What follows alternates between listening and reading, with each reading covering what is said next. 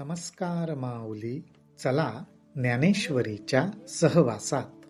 ज्ञानेश्वरी अध्याय 10 मधील ओवी 163 ते ओवी 170च्या सहवासात आपण जाऊया.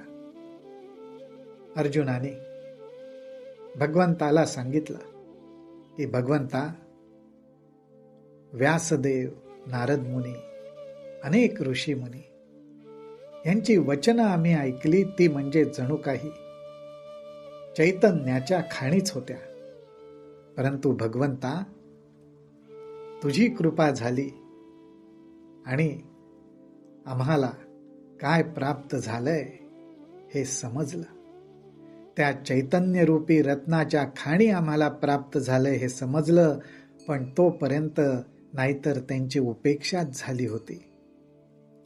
ते आता वाक्य सूर्य कर तुझे फाकले. अर्जुन काय म्हणतो? भगवंतांच्या वचनांना वाक्य सूर्य कर असं म्हटलेलं आहे. ते आता वाक्य सूर्य कर तुझे फाकले, आणि ऋषींनी मार्ग होते जे कथिले, तया आघवयांचेंची फिटले अनोळखपण. अर्जुन म्हणतो, भगवंता, तुझी वाक्य म्हणजे जणू काही सूर्याच्या किरणांसारखी स्वच्छ प्रकाश देणारी.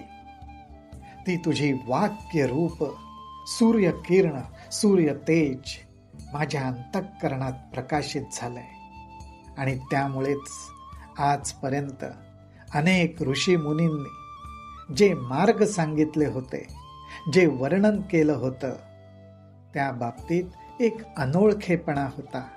तो अनोळखेपणा आता फिटला. अर्थात ते आम्हाला काय सांगत होते याची ओळख आता पटलेली आहे.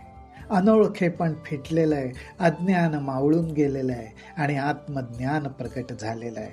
ह्याचा अर्जुन अनुभव घेत होता. जी ज्ञानाचे बीज तयांचे बोल, माझी हृदय भूमिके पडिले सखोल. वरी इये कृपेची जाहाली वोल, म्हणून संवाद फळींसी उठले. काय सुंदर वर्णन ज्ञानोबारायांनी केलंय. अर्जुनाच्या भावनाच व्यक्त केल्या.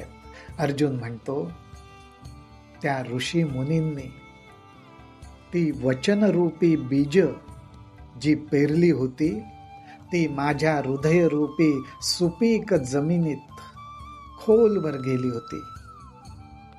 आणि आता त्यावर तुझ्या कृपेचा शिडकावा झालाय.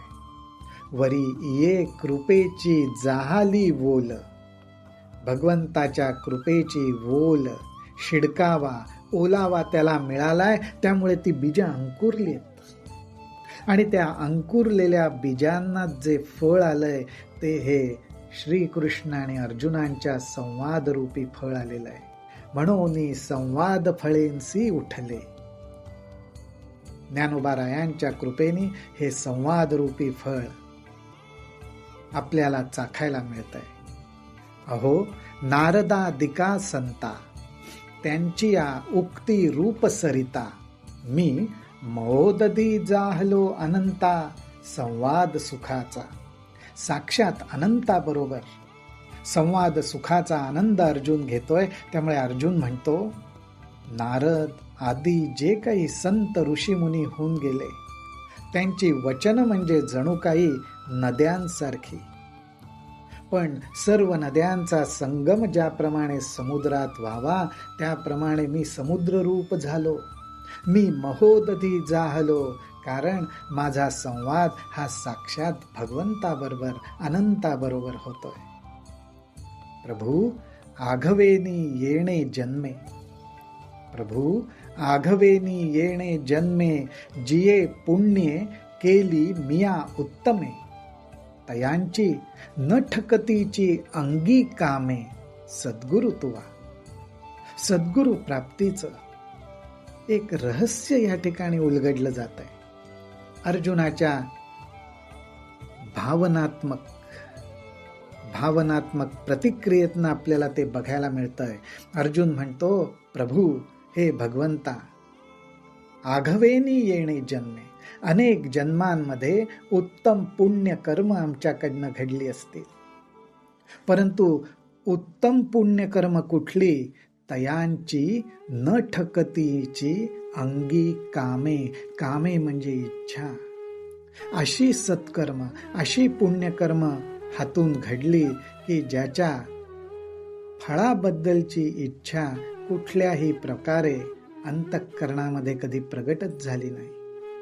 नुसती पुण्यकर्म घडत गेली, सत्कर्म घडत गेली, त्यालाच उत्तम पुण्यकर्म म्हटलेलं आहे. न ठकतीची अंगी कामे, नुसती करून मोकळा झालो, त्याच्यातून काही फल प्राप्त व्हावी अशी इच्छाच मनात धरली नाही. त्यामुळे काय झालं, सद्गुरू तुवा, भगवंता तुझ्यासारखा सद्गुरू आम्हाला लाभला.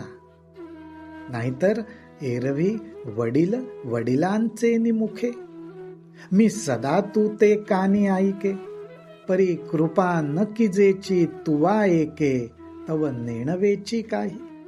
नाहीतर अहो, वडिलांकडून, वडिलांच्या वडिलांकडून, त्यांच्या मुखातून आम्ही सतत तुझ्याबद्दल ऐकत आलो, परंतु भगवंता जोपर्यंत तू कृपा केली नव्हतीस तोपर्यंत जे ऐकलं त्यातलं आम्हाला काही समजलंच नाही.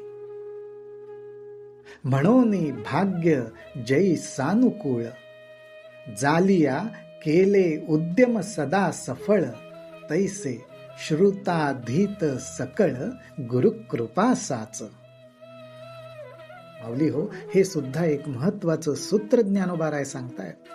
ज्ञानोबाराय म्हणतात, जेव्हा भाग्य सानुकूल असतं म्हणजेच अनुकूल असतं, भाग्य आपल्या बाजूनी असतं, जालिया केले उद्यम, त्यावेळी आपण जो काही उद्योग करू, जे काही कर्म करू, सदा सफळ, ते सफलच होतं, ते यशस्वीच होतं. कारण का, तर भाग्य आपल्या बाजूनी आहे.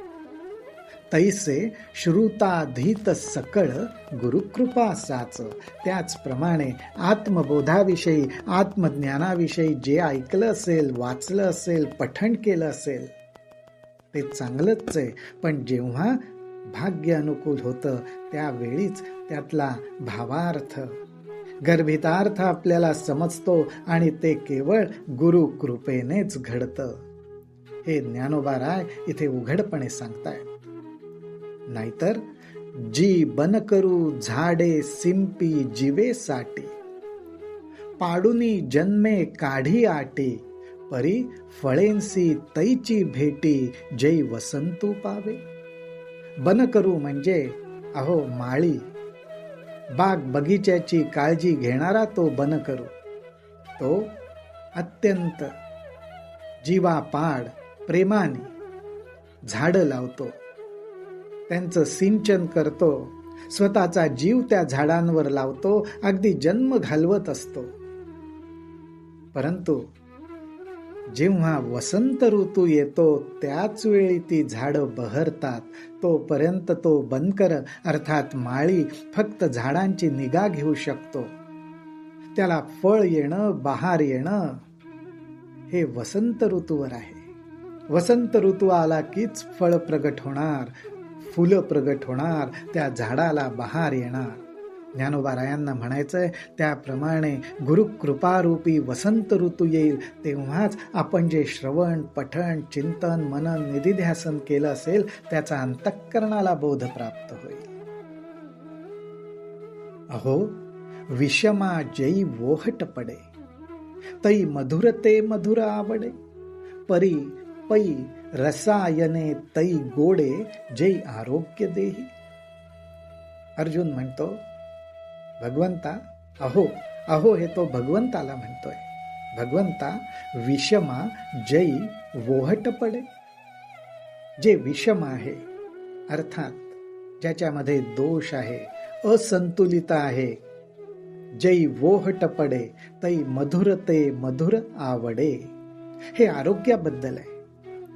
आरोग्याबद्दल जेव्हा हे बोललं जातंय त्यावेळी विषमता कधी येते, तर ज्यावेळी शरीरात असलेले त्रिदोष आहेत, त्या 3 दोषांमधली जी